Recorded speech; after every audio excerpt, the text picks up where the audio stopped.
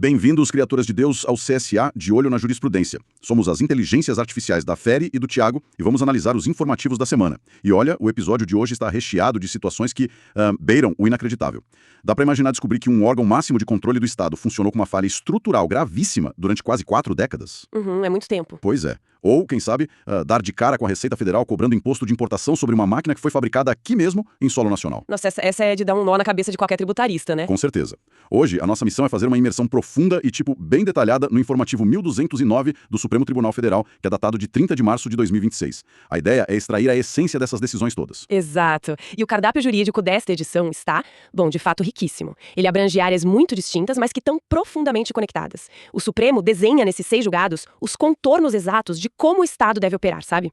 As engrenagens da máquina. É bem isso. Vamos explorar desde correções de inércias históricas, na administração pública e na divisão do orçamento nacional, até uma atuação mais sensível na proteção de direitos humanos de minorias. E, claro, chegar naquelas questões intrínsecas de direito tributário. Porque, no fim das contas, a arrecadação é o combustível de tudo isso, né? Exatamente. Sem a arrecadação, o Estado não anda. É um retrato muito fiel de como a Corte atua em frentes simultâneas para calibrar a força normativa da Constituição. Certo, vamos destrinchar isso. E para começar, vamos puxar o fio da organização da própria máquina estatal. Dá para pensar nisso como um ajuste de contas com o relógio do Estado, consertando algo que ficou, totalmente parado no tempo. É o caso da ação direta de inconstitucionalidade por omissão número 87 lá da Bahia. O cenário é, digno de nota. Durante 37 anos, o Tribunal de Contas do Estado da Bahia funcionou com um buraco na estrutura. Um buraco gigantesco, diga-se de passagem. Pois é, faltava uma lei estadual que simplesmente criasse o cargo de auditor, aquele famoso conselheiro substituto. E o impacto disso é enorme para quem estuda o tema, porque frustra o modelo pluralista da Constituição de 88. Sim, e é fundamental entender o porquê dessa exigência constitucional existir, sabe? A Constituição Federal, lá no artigo 73, e depois pelo princípio da simetria no 75, não quis que os tribunais de contas fossem órgãos puramente políticos. Tipo um puxadinho do executivo, né? Exato, um puxadinho político. Para garantir a independência e a técnica nas auditorias de bilhões em dinheiro público, criaram-se as vagas carimbadas. Uma parte dos conselheiros é escolhida pelo governador, outra pela Assembleia Legislativa, mas existem aquelas cadeiras estritamente reservadas para os técnicos. Que são o Ministério Público de Contas e os auditores. Isso. Então, quando a Bahia passa quase 4 décadas sem criar o cargo de auditor, ela calou essa voz técnica que deveria obrigatoriamente compor a cúpula do tribunal. Para quem nos ouve visualizar melhor, é só imaginar uma orquestra sinfônica, que passou quase 40 anos tocando sem a seção de cordas. Nossa, bela analogia. Né? A música até sai, o concerto acontece, mas a melodia definitivamente não soa como o maestro que, neste caso, é o Constituinte de 88 planejou. E a Bahia finalmente se mexeu e editou a Lei 15.029 em 2025. Criaram um cargo no papel. Mas aí entra o problema prático. Exato. Um problema colossal. A lei existe agora, mas as cadeiras do tribunal estão todas ocupadas. Se a regra normal fosse seguida, ia ter que esperar as vagas do governador ficarem vazias por aposentadoria. O que ia demorar mais umas 2 décadas, pelo menos. A próxima vaga que abrir no Tribunal de Contas baiano, seja ela de onde for, vai ter que ser obrigatoriamente de um auditor. A não ser que seja a vaga do Ministério Público de Contas, claro. Bem lembrada, a não ser essa. O que é fascinante aqui é essa postura proativa da jurisdição constitucional. O Supremo usou a técnica da regra de transição justamente para não ser conivente com o erro. Se o STF dissesse, apliquem a lei nova conforme as regras gerais de vacância, ele estaria chancelando um absurdo. Ia ser uma inconstitucionalidade com prazo de validade estendido, né? Exatamente. Ia se arrastar por mais 15, 20 anos só pela conveniência do calendário de aposentadorias. Foi uma intervenção cirúrgica para acelerar essa representatividade técnica, forçando o conserto na primeira oportunidade. Mas olha, se a gente está falando de inércias de décadas, o Legislativo Federal não fica atrás, não. Isso nos leva à ADI 5.069, referendo segundo do Distrito Federal. Aqui há um esquecimento gigantesco do Congresso. E bota gigantesco nisso. O texto de 88 determinou, lá no artigo 39 do ADCT, que o Congresso deveria editar uma lei complementar sobre o rateio do Fundo de Participação dos Estados, o FPE.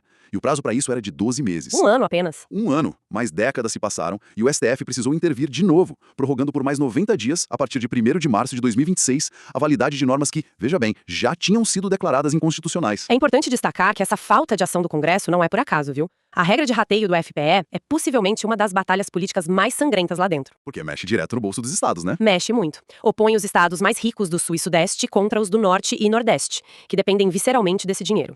O fundo não é um repasse qualquer, é o principal instrumento de redução de desigualdades regionais. Leis antigas tentaram fixar os coeficientes, mas o STF já tinha apontado que elas ficaram obsoletas e não cumpriam o objetivo constitucional. E aí surge aquele questionamento natural na cabeça de quem acompanha a gente. Peraí, se o Supremo já analisou a norma e bateu o martelo dizendo que é inconstitucional mantê-la funcionando, não é um paradoxo completo? Totalmente. Como a mais alta corte assina embaixo da validade de uma lei que fere a própria Constituição? Esse questionamento toca no nervo central do controle de constitucionalidade moderno. A teoria por trás disso chama-se medo do vácuo normativo. É o princípio da segurança jurídica na sua forma mais pragmática. Nem sempre declarar a nulidade imediata de uma lei ruim é a melhor solução. Pode causar um estrago maior, né? Um estrago avassalador. Se o Supremo simplesmente deletasse a lei de rateio do mapa hoje de manhã, à tarde a União não teria base legal nenhuma para repassar bilhões aos estados. É o cenário do caos absoluto. A gente não tá falando de um probleminha contábil. Estamos falando de governadores sem dinheiro para pagar salários de professores na semana que vem. Hospitais sem insumos, viaturas sem combustível. Exato. O colapso prático ia esmagar o Pacto Federativo de uma forma muito mais violenta do que conviver com a lei imperfeita por mais um tempo. É a lógica do ruim com ela, pior sem ela, até o Congresso sair da paralisia. TF atua modulando o tempo. Ora ele acelera, como na Bahia, ora ele freia o tempo, esticando a vida de uma lei inconstitucional.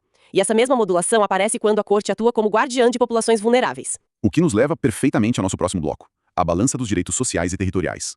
O terceiro caso é a AD 6.850. É um tema super sensível à visão monocular. Um debate riquíssimo. O Congresso aprovou a Lei 14.126, em 2021, que classifica a cegueira de um dos olhos como deficiência sensorial visual para todos os efeitos legais.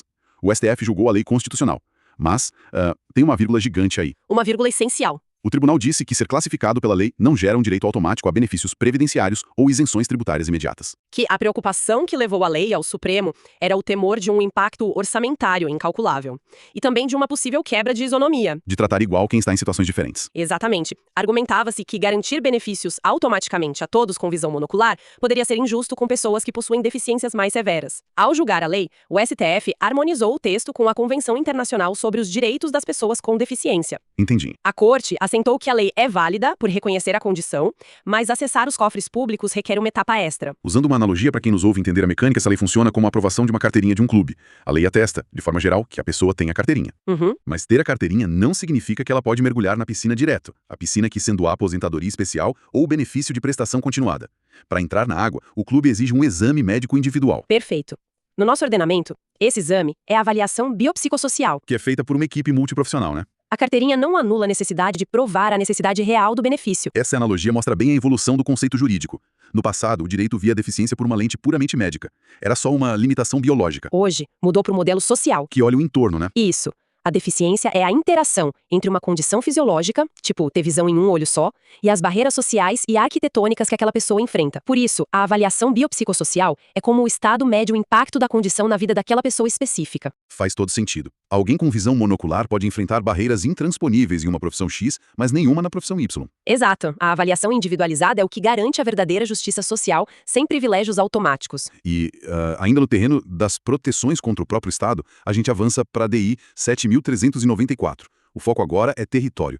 A controvérsia envolveu o marco da gestão de florestas públicas, a Lei 11.284. Uma lei lá de 2006. Essa lei autoriza o governo a conceder áreas de floresta para iniciativa privada explorar madeira. Tudo sob regime de concessão onerosa e regras de sustentabilidade. O perigo morava em alguns artigos do Plano Plurianual de Outorga Florestal, que usavam termos muito amplos. Muito vagos, né? Sim. Dava a entender que o poder público teria margem para incluir terras indígenas e quilombolas no catálogo oferecido às empresas. E a decisão do STF foi de uma clareza ímpar. É materialmente inconstitucional qualquer interpretação que permita essa concessão florestal sobre áreas de povos indígenas ou comunidades quilombolas e tradicionais. Não tem brecha. Nenhuma. A Constituição garante o usufruto exclusivo das riquezas dessas terras, e o conceito de usufruto exclusivo não admite fatiar o espaço com madeireiras privadas, por mais bonito que o projeto sustentável seja no papel. Aqui é que a coisa fica realmente interessante, porque a teoria sempre esbarra na burocracia do nosso país. A gente sabe que demarcar terra indígena pode levar décadas engavetado. Com certeza. A pergunta que fica para quem estuda isso é: o que acontece se a terra ancestral não estiver com a demarcação finalizada, sem o documento oficial do governo? A demora do Estado anula a proteção? Uma comunidade sem o papel passado perderia as árvores para uma empresa? Esse é o ponto-chave, e foi tratado com muita precisão pela Corte. A resposta é um contundente não. A jurisprudência reiterou que a lentidão do Estado não apaga o direito originário. Ufa. É irrelevante o status da regularização fundiária. A proteção constitucional não incide sobre o papel da demarcação, mas sobre o fato material e antropológico da ocupação tradicional. Ou seja, o direito nasce da terra, não do carimbo de um burocrata em Brasília. Precisamente. E a lógica disso é estrutural. A concessão florestal tem uma natureza inegavelmente mercantil. É uma delegação que visa lucro corporativo, tem maquinário, funcionários de fora rodando por lá. É incompatível com o modo de vida deles, né? Totalmente. A simbiose que esses povos mantêm com a floresta é essencial para a sobrevivência cultural deles. O Estado não pode simplesmente fatiar isso. A barreira constitucional é intransponível. Fica bem nítido o tamanho do escudo que o Supremo criou. Agora, é inegável que, para o Estado ter fôlego para demarcar terras ou pagar benefícios biopsicossociais, ele precisa que o cofre esteja cheio. E isso exige arrecadação. Sem dúvida. A conta chega. O que serve de ponte para a reta final do nosso mergulho. Entramos nas fronteiras implacáveis do direito tributário. onde a forma jurídica importa tanto, ou às vezes até mais, que a vontade política de arrecadar. O direito tributário carrega uma rigidez, uma exigência de formalidade que não se vê em outras áreas. E não é mero preciosismo, sabe? É uma garantia fundamental de defesa do patrimônio dos cidadãos contra a sanha arrecadatória do Estado. O poder de tributar é quase o poder de confiscar, né? Exato. Por isso os limites têm que estar esculpidos em pedra na lei. Essa necessidade de seguir a cartilha é o cerne do quinto caso de hoje, os recursos extraordinários 1.733.380 e o ARE 1.503.306. Parece uma viagem no tempo. É, o SAT. Isso, a cobrança do seguro de acidente do trabalho sobre a remuneração de trabalhadores sem vínculo formal. Autônomos, avulsos, o ponto de virada é a data, estamos falando da exigência antes da Emenda Constitucional 20, de 98. E o Supremo declarou a cobrança inconstitucional nesse período. Pode soar como um eco distante, mas as disputas sobre devolução desses impostos chegam aos tribunais até hoje com cifras gigantescas. A Emenda 20 de 98 é o divisor de águas. A intenção do governo lá nos anos 90 era nobre, de criar uma rede de seguridade, mas tentou cobrar a conta sem o veículo jurídico certo. Faltou a lei adequada. Essa é a síntese perfeita. Vício de forma. Antes da Emenda 20, não tinha autorização explícita. Para o governo inovar e criar uma fonte nova de financiamento, ele obrigatoriamente teria que usar a sua competência residual. Que está lá no artigo 195, combinado com o 154. Isso mesmo. E o detalhe crucial da competência residual é que ela exige um rigor altíssimo, precisa de lei complementar. E a gente sabe que aprovar lei complementar exige maioria absoluta no Congresso. Dá um trabalho imenso. É um freio de mão para evitar a criação de impostos da noite para o dia. Mas o governo, na época, tentou instituir o SAT por lei ordinária. E por escolher o atalho, a base do tributo implodiu. Não se discutiu se a contribuição era justa ou necessária. O vício formal é incurável. Sem a lei complementar, a cobrança caiu. É a demonstração de que no jogo tributário não basta ter razão no mérito, a forma processual tem que estar impecável. Por falar em formas e ficções jurídicas peculiares, vamos desembarcar no nosso sexto e último caso. A ADPF 400. Olha, prestem atenção nessa situação que dá um nó na lógica comum. Essa é muito boa. Pensa numa montadora em São Paulo que fabrica um trator novinho. Esse trator, 100% nacional, é exportado de forma definitiva para uma fazenda na Argentina. A exportação é concluída. Aí, passado um tempo, por alguma reviravolta comercial, esse trator é recomprado e volta para o Brasil. Ele cruza a fronteira de volta. Pois é. E a legislação, baseada num decreto-lei de 66, diz que quando a máquina cruza de volta, ela é juridicamente equiparada a um produto estrangeiro. Resultado, a Receita Federal cobra imposto de importação sobre um trator paulista. E o STF declarou essa regra compatível com a Constituição de 88. É um caso que exige da gente separar a materialidade física do bem da dimensão puramente econômica dele. Pro leigo, parece insanidade cobrar imposto de importação de um bem com etiqueta de indústria brasileira. A perplexidade é imediata. A Constituição diz com todas as letras, lá no 153, que o imposto incide sobre a importação de produtos de origem estrangeira. Um trator feito em São Paulo não vira argentino num passe de mágica. Como a Receita justifica essa alquimia tributária? Isso levanta uma questão importante sobre o fato gerador do imposto e o ciclo econômico. O Supremo esclareceu que o que define o status do bem na aduana não é a certidão de nascimento geográfica dele, mas o ciclo mercantil. Entendi. Quando a fábrica exportou o trator, aquela operação original acabou.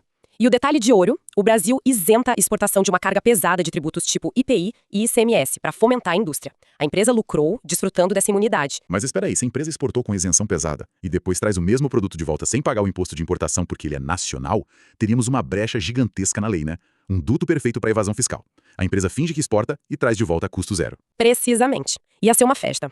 Se o STF olhasse só a origem física, estaria implodindo a função do imposto. O imposto de importação não serve só para arrecadar, serve para nivelar a concorrência e proteger a economia. Quando o trator retorna, é uma circulação de riqueza completamente nova. Então a legislação foca no ingresso no mercado interno, independente de onde as peças foram soldadas. Isso. A única exceção é a exportação temporária, tipo quando a máquina vai para uma feira de negócios e volta logo depois, sem venda real. Mas numa operação definitiva, o bem consumiu os incentivos. Quando ele volta, paga o pedágio na alfândega como se estrangeiro fosse. Uma verdadeira aula sobre como o pragmatismo econômico fala mais alto que a geografia no direito.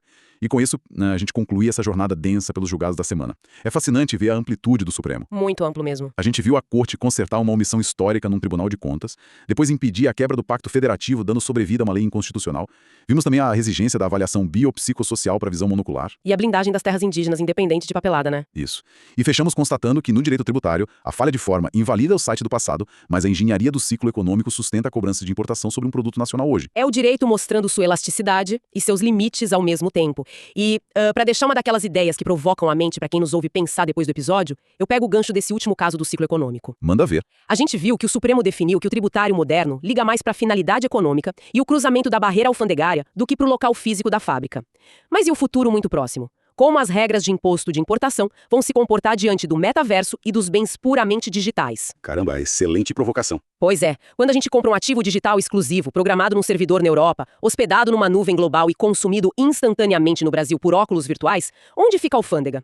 Se a economia já desafia a geografia com os trapores, a tributação de amanhã vai exigir conceitos que ainda nem foram inventados. Fica a reflexão. Sensacional. É de se imaginar que essa complexidade digital vai dominar a pauta das cortes muito em breve. A gente agradece imensamente a todo o pessoal da nossa audiência que emprestou os ouvidos para mergulhar nesses meandros técnicos e nas implicações práticas dessas decisões. Nosso muito obrigado pela escuta atenta e a gente volta na próxima oportunidade com mais uma imersão na jurisprudência. Até lá! Até mais!